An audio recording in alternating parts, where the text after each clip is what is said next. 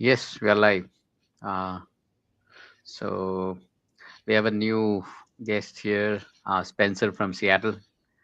Maybe we could all introduce ourselves, a short introduction about ourselves. I can start. So I'm Anuraj.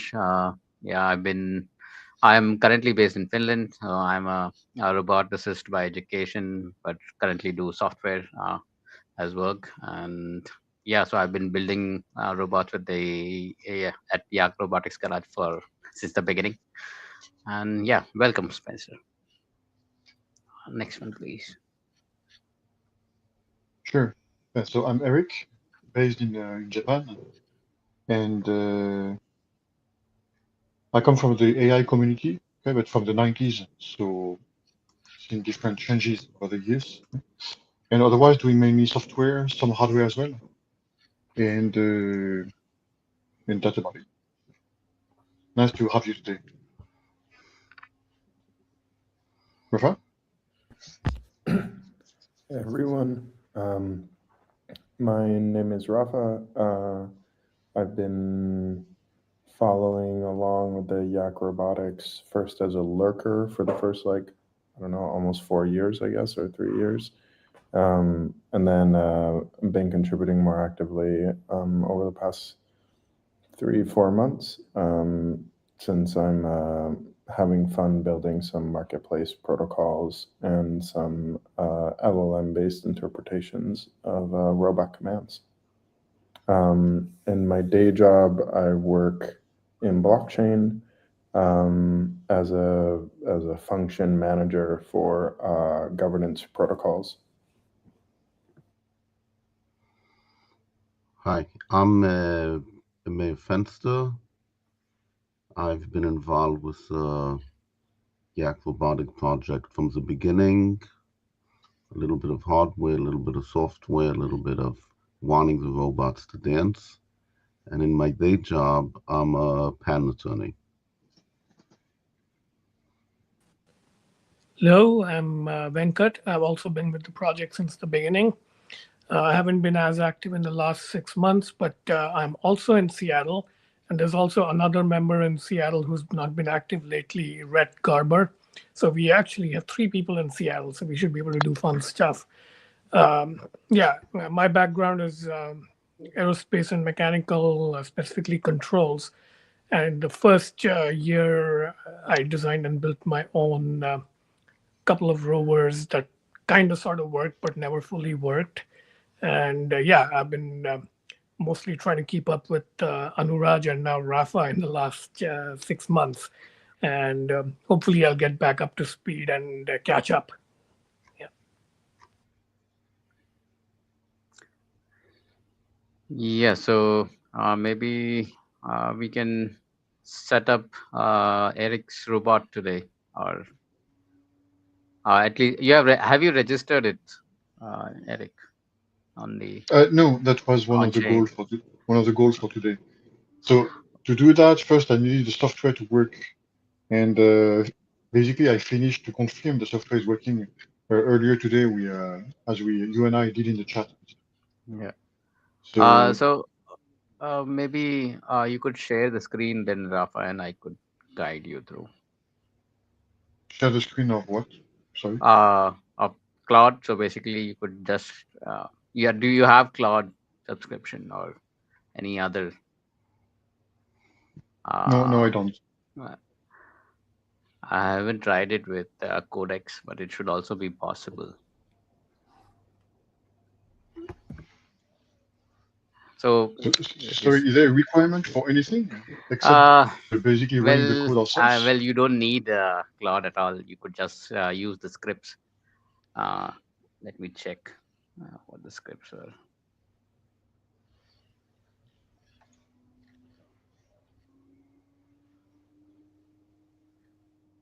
Mm,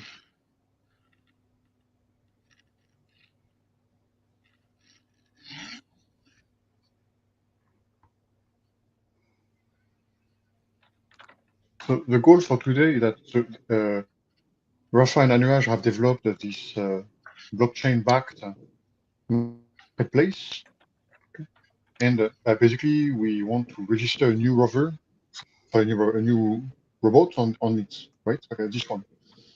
And for us, there are two tasks: is to register the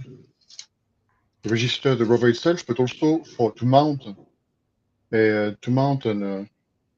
ESP32S3 on the rover instead of the one at the original one is an Arduino Nano, right?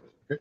We want to replace this one by this one because we need Wi-Fi, okay, and a bit some more power. So today, there are two tasks basically. So one is to register, to mount this on the hardware, okay, but it can be done offline. And the second is to register it to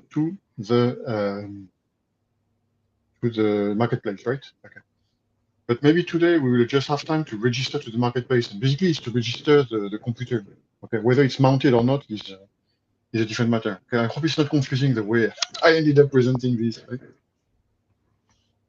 Rafa, does the front end allow registration, or should we go via the script? You should Does be it? able to use the front end registration for the marketplace. It does it all automatically. Okay. You Yeah. just need to have the MCP server link so that you can add that to the metadata. Yeah. So two different pieces, right? Like the first one is, does your robot have any server, right? That through which the commands go through, right? And the separate is the registration. You can actually just do the registration straight up with having a dummy server link. You can, because it doesn't have like strict controls on that. So you can use the demo website. Like, you So, can try. Rafa, just to confirm is that right You now can- on the chip, okay, I've got what is the name of the repository? The Tumblr ESP32S3 software running.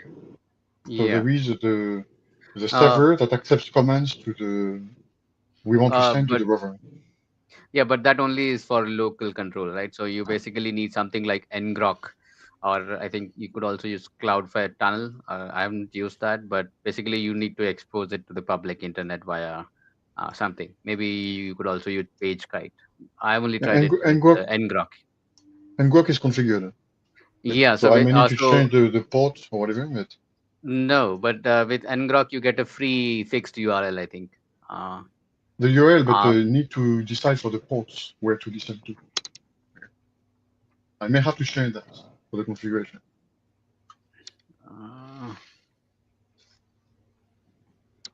But we could just try, right?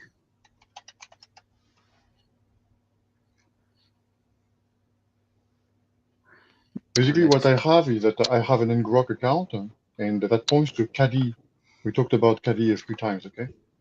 Caddy that is basically a kind of load balancer, and it allows for me to have several things around, okay? And one of them is the rover. So that is configured, but I may need to adjust depending on what we exactly need. So.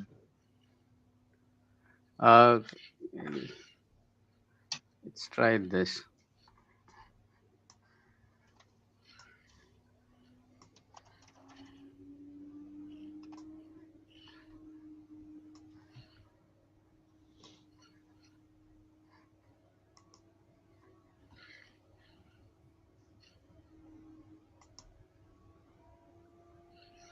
How it works?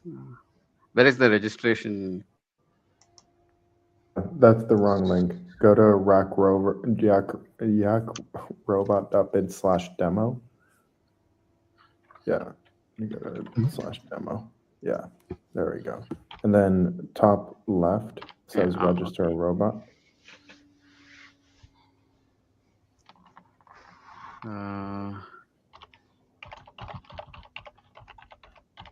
What was the Tumblr prefix? I don't know. Type in. There should be an admin. Yeah, there you go. Yeah, At the top where it says admin, just say robot admin. Just Here. type in robot, yeah, robot admin.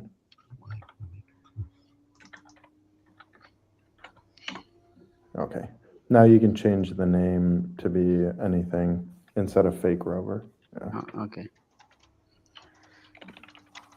And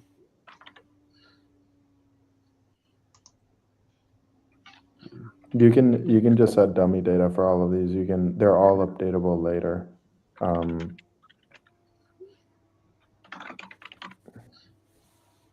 Wait. Yeah, you gotta add something. okay. Oh, by the way, you can do this, Anuraj. You can register Eric's robot via your cloud as well if you want to. Okay. So if you want to do it that way, you can do it as well. But let's try this because I haven't tried Yeah. the front end registration. Yeah, so I usually here, I just pick other. Yeah. So all of this is, if you're using Claude Code, Claude reads your firmware and your robot information automatically. So it will fill in your metadata, like it won't be like human picked, right? Like it will, like Claude will intuit like the setup that you have, which is quite good. Do you have the URL, Eric? Yes. That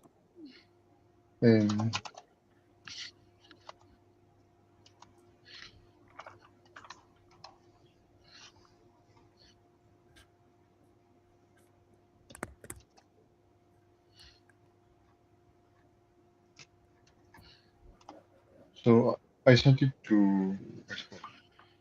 is it in Discord? Yeah. To Discord, yes, sorry.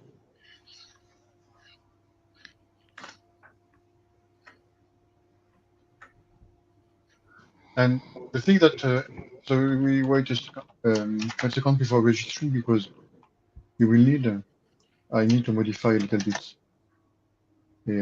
because of the load balancer. Okay? So this is actually the right one.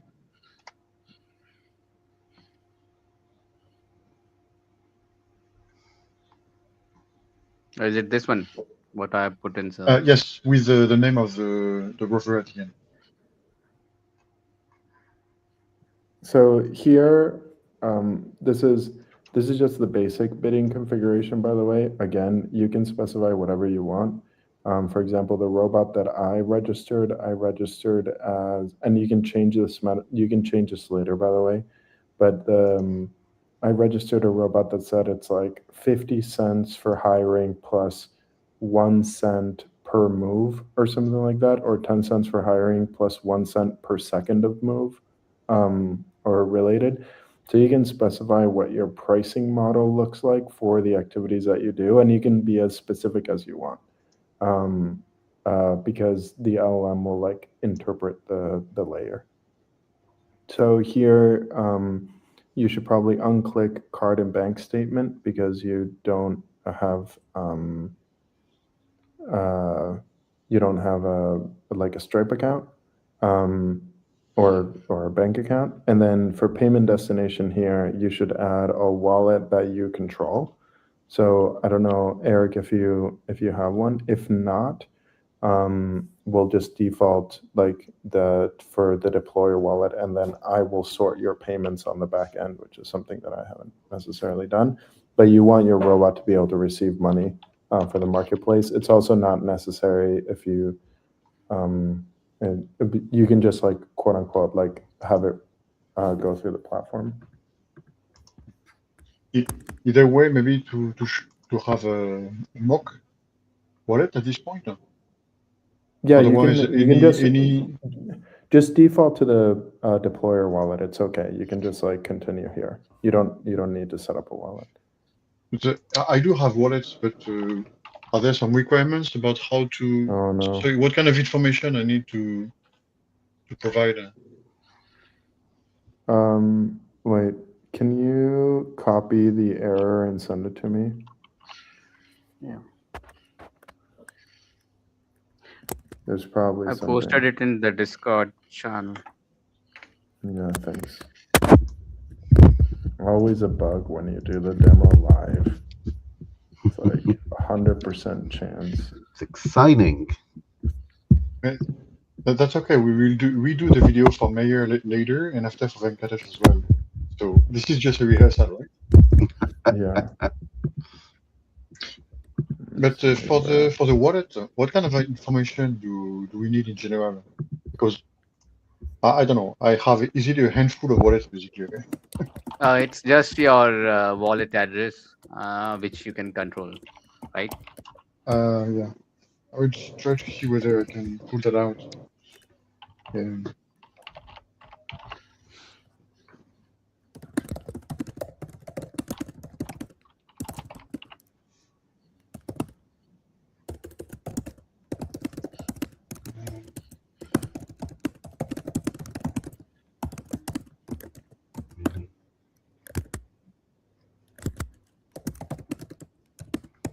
One second, guys. I mean, to debug.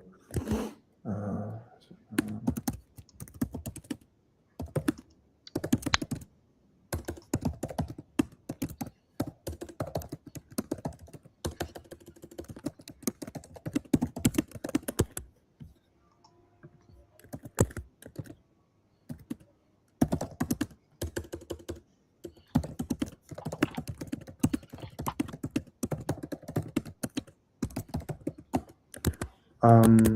Can you do me one additional favor?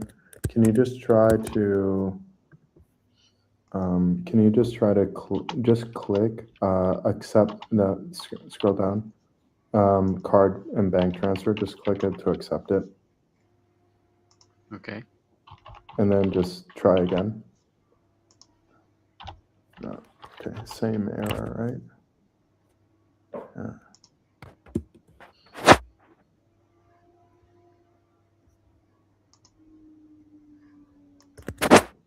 Give it a second, it's thinking. Because I need to search the code base and figure out where the error is coming from.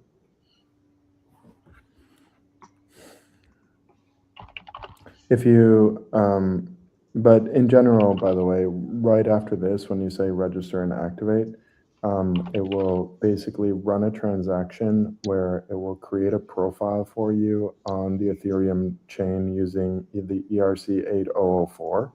And then we'll also create the necessary metadata that the marketplace can connect with.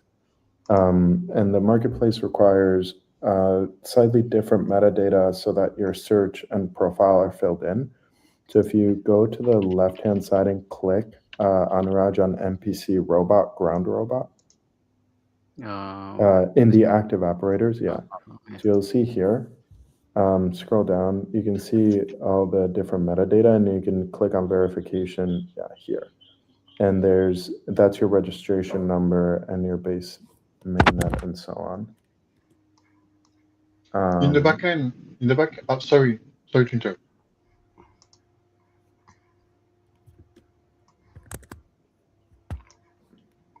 No, go ahead. That was it. I'm sorry. In the backend, all that information is what is required by the protocol, right? There's two different. The There's two EIP. different. Yeah, there's two different protocols. One is, did you register your robot using the agent registration, which is the 8004? And then there's additional information that you need, ideally, to be able to participate in the marketplace. Because the marketplace requires different types of legibility. So like you need to be able to say how your robot pricing is configured, right? Or else you can't be in the marketplace, but you can register a robot without pricing configuration. Yeah, thank you. Technically. Yeah. So the two protocols, so the first one is 8004 and the other one is 642 or something like that? No, that one is just a protocol that I made. So like it's just the marketplace auction bidding system. Thank you. It uses a bunch of other standards, but I've kind of like, yeah, I've did a custom stack of sorts. I remember Anuraj was talking about using the X402, right, for the payments, right? Something like that. Yeah, so basically, I think I have used it on some. So I made a server by which you could basically have like control of the robot after you know the control URL or the ngrok URL. Once you know that, you could put that behind a payment gate using X402. So basically, I've done that. Uh, I think the repo has that infrastructure, but I don't know if this front end is using it or not. Okay, thank you.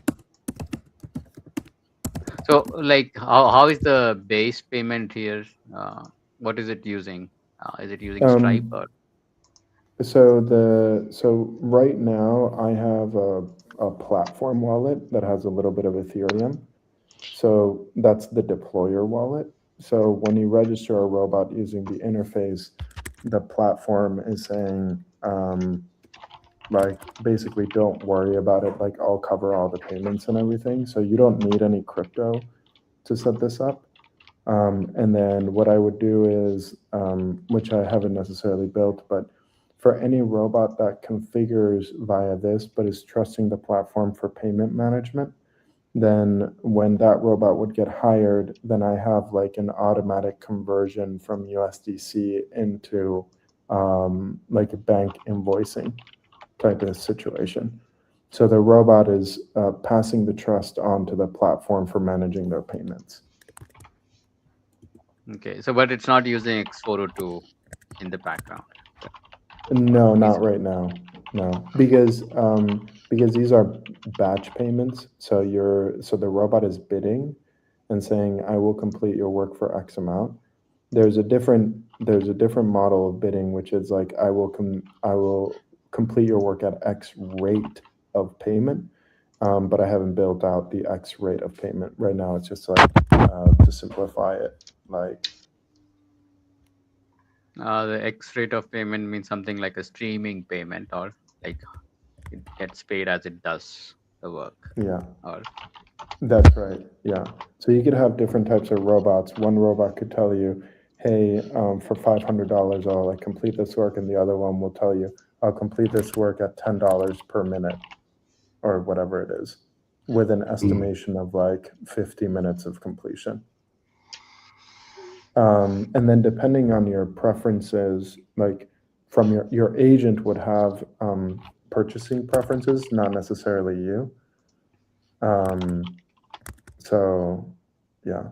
Do you want to try again? Can you click register and activate again? okay, so it doesn't have the. Uh, so the tumbler has this monocular camera, right? Right. Yeah, How give me do I? 1 second. Uh, uh, go to, can you copy that and give it to me as well?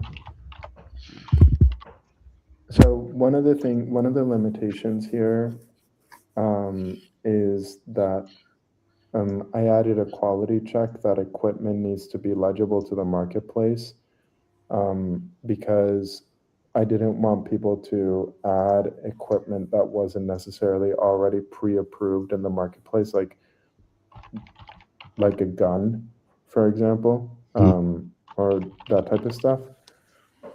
So I wanted, one of the things that's uncertain is you have to create a complete ontology of robot equipment, because your agent needs to be able to do the translation from request into equipment execution.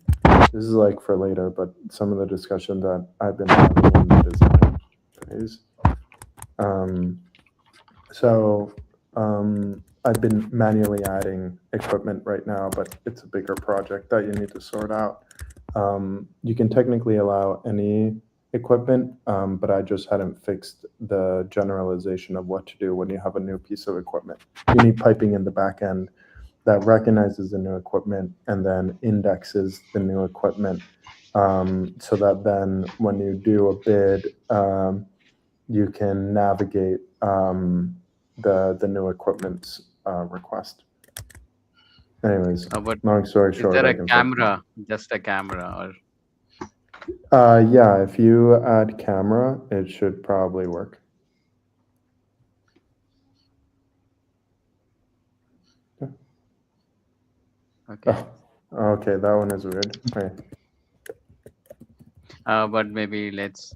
Is it changeable after I add some? Yeah, Let's say. it's all changeable. Yeah. Okay.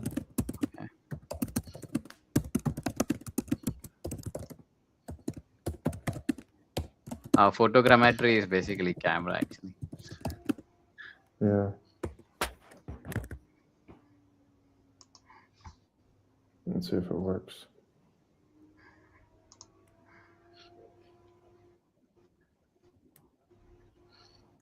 There you go. Nice. Maybe Um, this indexing site might take a few minutes, I think. yeah, it might take. Can you go back? Can you just make sure? Can you copy paste this and add it in the text, so that I can Which one? if I can find it. Just hit copy. This one. Yeah. Copy that. Yeah, whatever. It's fine.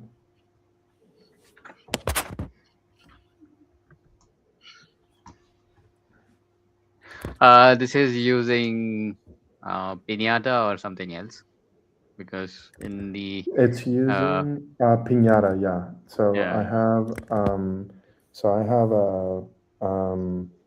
a central Pinata account. So it's pinning. So it's basically abstracting everything away from the robot operator.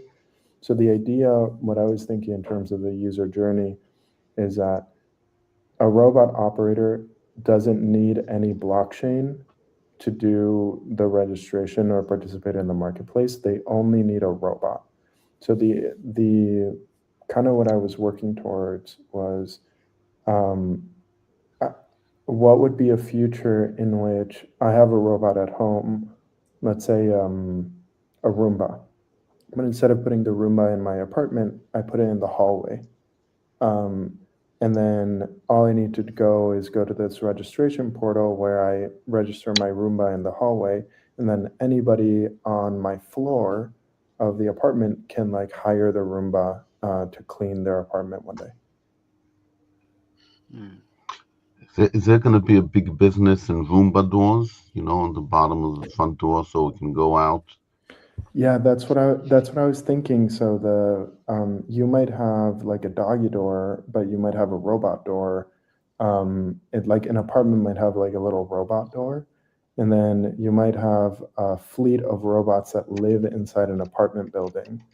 And then you might say I need someone to clean my bathroom, and then this little bucket comes in, right? Because your living environment also needs to change so that robots can access utilities, electricity, water, power, whatever it is. And then you hire services, but what shows up is a robot and goes into your apartment, and you have verifiable trust of some level, which is that the robot is guaranteed to not do it, and you have insurance, right? So if the robot does something weird, you can get compensated or whatnot. So I'm wondering how the robot gets from one floor to the next. I think they just take the elevator, to be honest. I think I'll tell you this, but they can't reach. The Roombas are really flat. You just add buttons at the bottom. Or you could just connect it to the building network, right? Yeah, I think this is going to be a similar problem. It's a very nasty last mile logistics problem. Don't get me wrong, but it is solvable with infrastructure, but also with other robots that move robots. So you might have a fleet of robots, and you might have certain SLAs that say your floor gets cleaned between hours A and B, you opt in or not, type of situation. But I'm not sure but it's similar to the solving the scooter problem, the scooter logistics problem of keeping them charged, like the battery charge and in the right locations. But somebody, at least the scooter, there seems to be some contractors collecting the scooters and taking it somewhere to charge, right? Yeah. Yeah, but I think you'll get the same level of abstraction, right? You'll have a robot maintainer that goes from apartment building to maintain a fleet of probably home robots. So instead of one person having one robot, which I think is the model that we have right now, and it's expensive, you'll just have robots for the apartment, like a kit, and then people will just like hire them to do stuff in their apartment. Like I would prefer, like I have visitors coming at 3 p.m. today. I have work, so I just hire a fleet of robots to come in and like, Clean up. Roomba and clean up and like put stuff away, like while I like am at the workspace or working from home in my office. And I'm just wondering, I mean, if we're talking about Roombas, they probably can't learn and store in their memory the floor plan for all of the apartments in your apartment building. You need to update them. You're going to apartment number 7. Yeah, but most apartment buildings have the same layouts, right? Or the same type of thing. I have a Like closet somewhere and you don't. Okay, so it's not going to clean in your apartment where I have a closet. That's not. I don't know. Yeah, I don't know. I think that's solvable with either with better robot aware like interpretation of space. Like, and they might need to come scan your apartment like first, right? Like there might be a type of setup process. Like maybe you just deploy the blueprints as metadata to the robot fleet ecosystem, and then they look it up the same way like a cleaner might like has to scan your apartment when they first get in to figure out like what order they need to do the cleaning. So, but I do think there's a big job around making apartment buildings legible to robots. That is currently currently we haven't invested in that. It's kind of like electricity. Like apartments before didn't have wires, and then you had to wire all the apartments. I think we need something similar where I'm not quite sure, like an apartment needs to be legible to robots. And right now, like maybe, for example, maybe onboarding looks like, oh, if you want to hire this robot, please walk around your apartment and take a short video. And then there's an interpretation layer that converts the video into blueprints or like whatever it is for the task to be complete.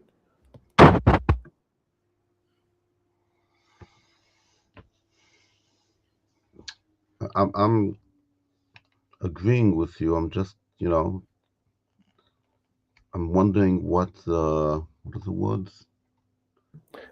Economics of making the building Roomba friendly. Yeah, I have no idea. I was thinking last week that I should buy a Roomba, but I should put it in the hallway of like one of the buildings and say like, oh, if you want to use a Roomba, like I was trying to figure out whether I could like jerry rig a public Roomba on like an apartment floor. Well, Instead of a Roomba, it might be better to use this Matic robot. Do you know what the new guys, they are trying to create a home cleaning robot?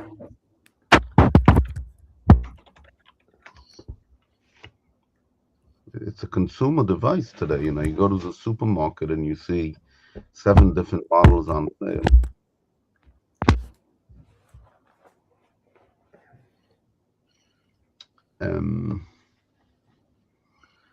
Yeah, so it does mopping too.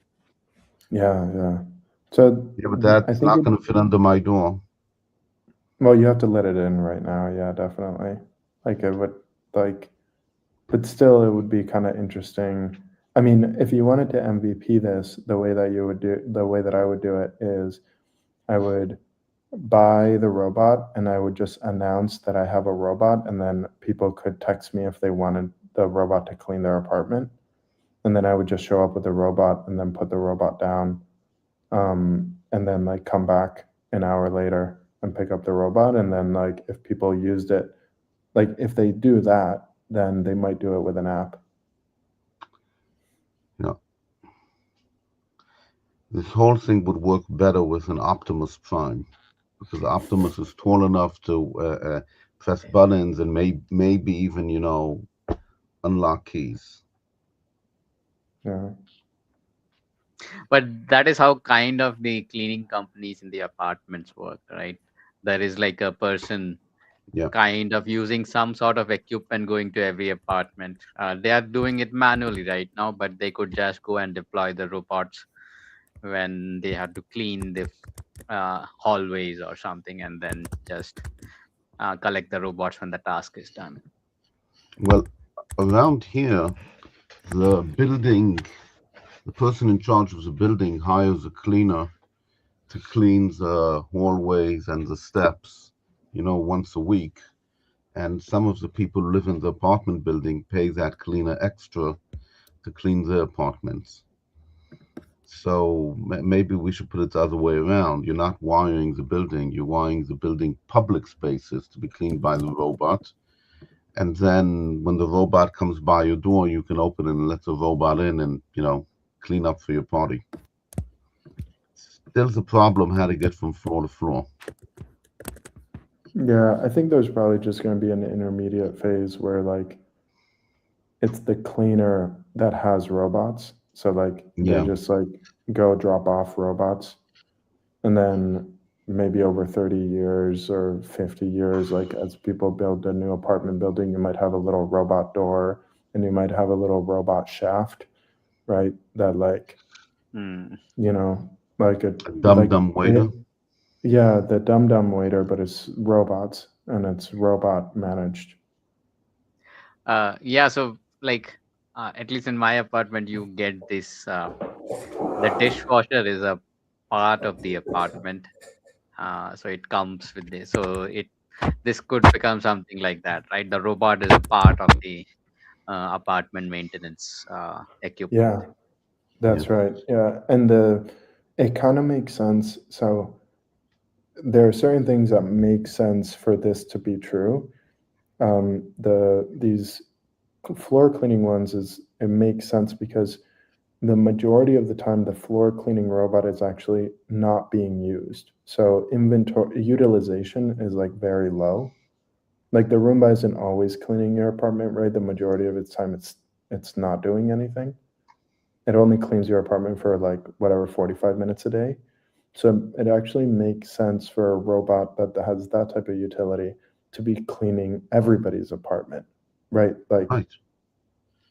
so I think if you do a 2x2 grid on basically utilization versus size, or like, like a dishwasher, for example, is not 100% utilization, but you can't really, it doesn't make sense to move it. Similar to like laundry, right? Like those things don't make sense, and the utilization is also all at the same time. But for the floor cleaning, which is small and low utilization, it kind of starts making sense that it should be roving from location to location. Wait, Rafa, a lot of apartment buildings have central laundry. They have a laundry room and you go No, down to yeah, laundry. yeah, but I don't necessarily see the washing requires like a lot of water and stuff, so it doesn't I don't necessarily see a roving laundry as a realistic thing.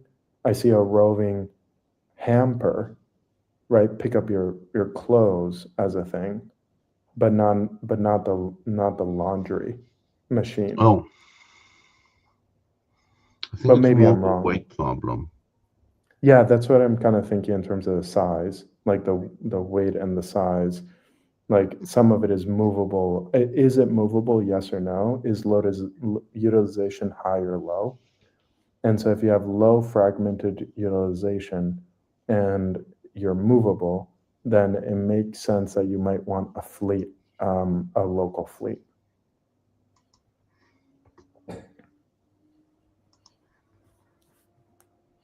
So this is the whole field of smart buildings is pretty hot. But I think with robots, it's more interesting retrofitting existing ones. Yeah.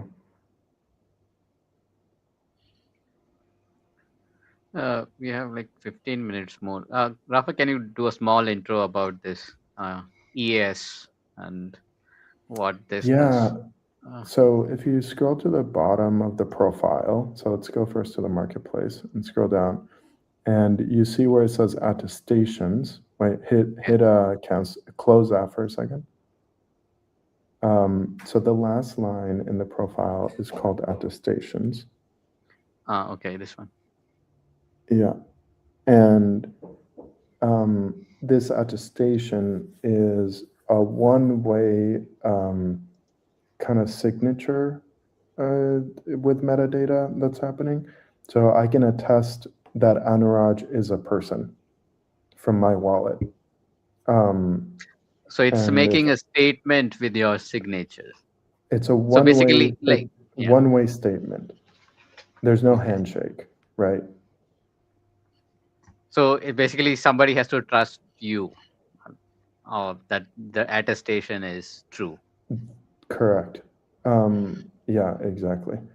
But as you have more attestations from different sources, you don't have to trust any single one. You just have to trust the network of attestations. So you can have like malicious people as well, right? Kind of like Yeah. reviews. Maybe not all reviews are real, but some of them are real, right? Like, hopefully, which we know is not necessarily true for a lot of Amazon stuff, but you get the idea. So the attestation kind of works like that. And it's saved, I believe, as a hash. I don't know the exact technical pieces, but why this works is the marketplace. Let's say someone has a murder robot, right? And they register it on the AS 8004. You don't want the murder robot to show up in your really nice house cleaning marketplace or your dancing robot marketplace. It's a type So of whether cleaning, but okay. yeah, it's a type of cleaning, but not exactly what you might want. So what you can do is you can have a curation process for which robots are discoverable for your marketplace. So a forced filter, and you can use attestations to be the source of that filter. This also works for like other types of data, like any type of thing that you want to curate. Um, and then the marketplace only works like in my interface, it only works with whatever the attestations exist. It doesn't mean you can't go to Cloud Code and hire a robot that isn't attested by the marketplace.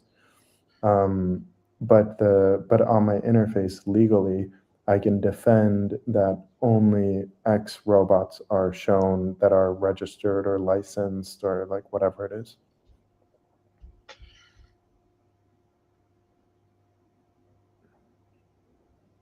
What is this, a company or is it some? It is a company, I believe, that builds this, but I'm not 100% sure. The way the company works is they introduce attestations to other types of documentation, and so on. Um, but it's a public good, yeah. And it's open contracts, so like the contracts are persistent, and like it doesn't matter if they go out of business, I can still use attestations. It's just a smart contract with a template. It composes, I think you need two different, so you have two different, you have a factory contract, which produces your attestation schema, is what it's called.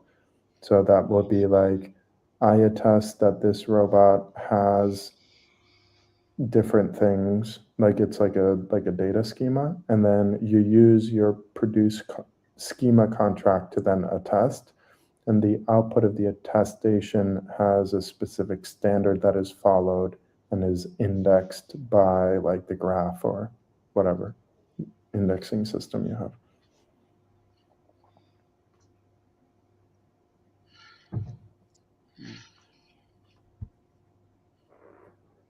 I might be wrong, but that's how I think about it. Now, I think there's definitely a scaling problem here. If we have tens of millions of robots that you have to search through, I mean, everybody in New York City is willing to rent out a Roomba.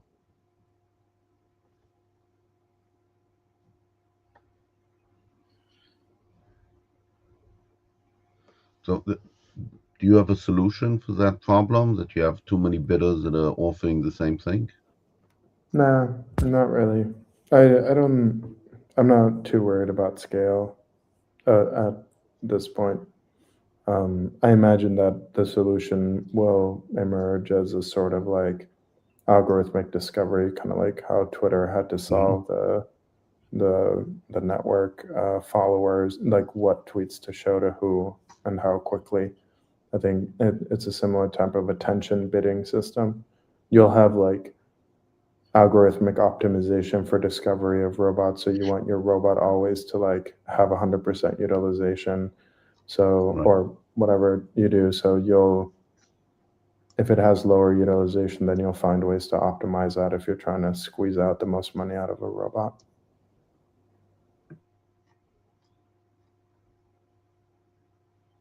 Yep. What does ZK help in this? You don't have to show your data, I guess. Yeah. So, yeah, you can just check the attestation, true or false, right, with a specific statement. But I haven't really looked into this too much.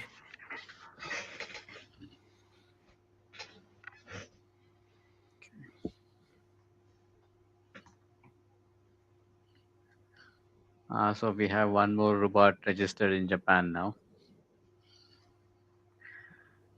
Yeah, but I wonder if it can win an auction bid. I assume so. Will it execute? Actually, we have to. I put another one just to try. Can they win auctions? That's another story. Yeah, But we the can good try thing, a live auction. Yeah. yeah, the one good thing is like if there are robots which if there are robots which are like trash, whatever it is, like we don't use them anymore, I can just like remove the attestation of being a live robot, and then the robot will disappear from the indexing. Because the blockchain is forever, but the attestation can be revoked. So the attestation He's not a value can human be, anymore. yeah, he's not a human anymore. That's right. And doesn't clean well. Doesn't clean well, yeah. So you can add a review, which is using the 8004 like pattern. I wonder if the review process of the 804 is an attestation. It might be possible, but you can also just add a random attestation. I can test anything. I can like go to a contract and like attest that this contract is good. Like I can just like it's a one-way statement on like anything that has an on-chain addressable address.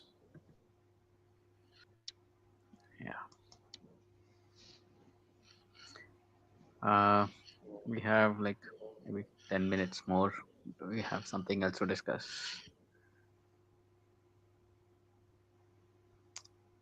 Mayor and Venkat, like it might be good to register your tumblers too. Where do you have the tumbler setup, or I'm not sure if I have it set up. I have the Tumblr. do you have the tumbler with the ESP32? I have it. The question is it? How do I know which chip is inside? The blue colored one is the ESP32 Nano Arduino, and the black colored one is the normal default Arduino. And the black one, maybe there is Elegu written on it, so Yeah, maybe, yeah. the Just original board, right? I have to open 7 screws to see the color. I think you have the default board on. Yeah, Huh? you have the default board on. So you will have to kind of open it up and then set up the. Well, for registration, you don't need to use the ESP32S3. But if you want to move the robot with Wi-Fi, you will have to replace the Want to board move it? with. Yeah, so you will have to fix the When you say 3D printed. board, when you say board, you mean put on this one. Yes, with the Arduino ESP32, the blue Right. colored board. It should look something like this. That's what I think I have in there now. Is that possible? It won't work because the default board is like 5 volt, Oh, and then you well, might have a 3D printed plate, plastic plate. just a second. I do. Just This one blue Yeah. one. second. Yes. Yeah, so Eric is So I showing them. have. Is this what we're talking about? Yeah, I think so, but it's not This is soldered. my ATM Mega No, 32 no, no, no, ASP. no. No. It's I not gotta, soldered. I gotta drop off, guys. We'll chat. Okay. Good, good day, Rafa. Under,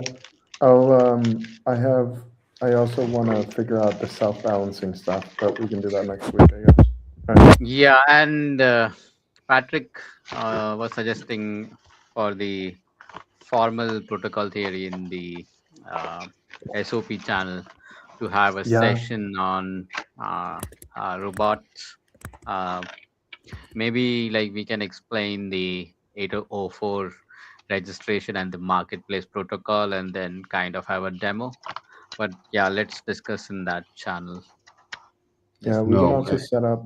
We could set up a quick also interface with like ask questions about it. So like we could like vibe code like a little thing for the presentation that people can like also ask questions about the protocol and whatnot from the based on the GitHub docs and okay. setup. All right. Yeah. Cheers. See. Good day. Bye. Okay. Anwaj, since I have this chip Oh, that says Eligo on no, it, no. no, But not since that. I have this, it means that what I have installed in the robot is some sort of ESP32. Yes, probably. Can you remove that and show it to me from the Tumblr? Just a second.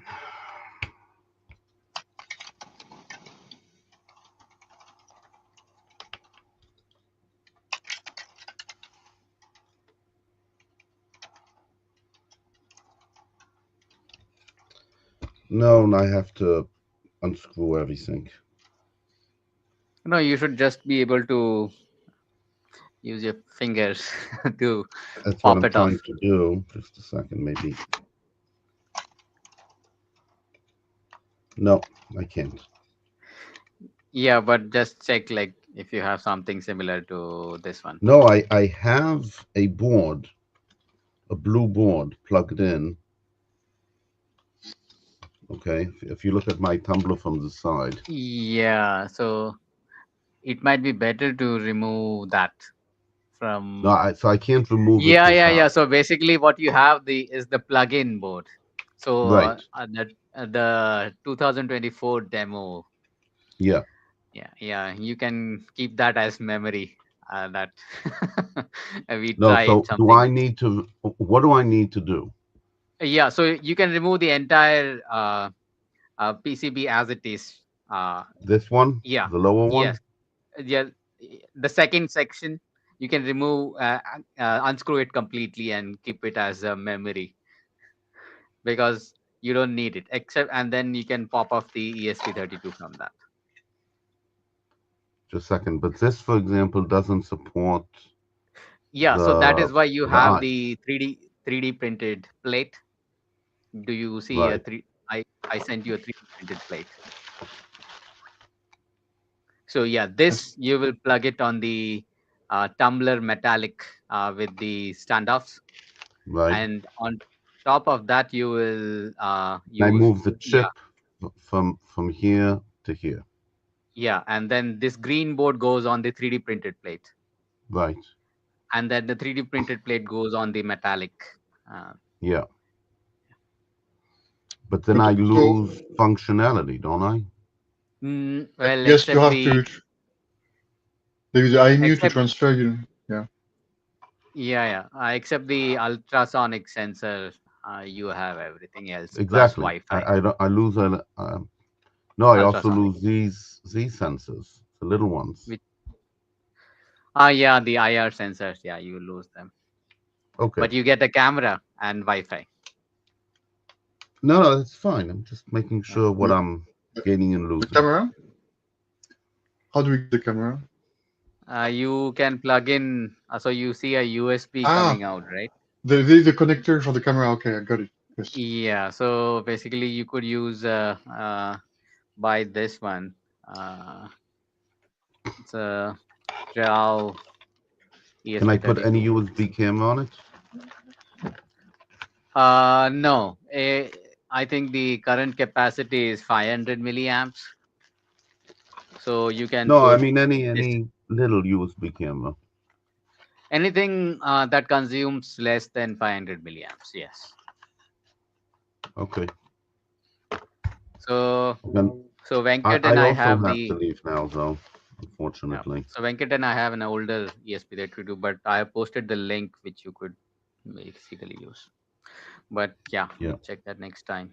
Thanks, guys. Bye. Okay. Thanks. Thank you. Yes. Bye.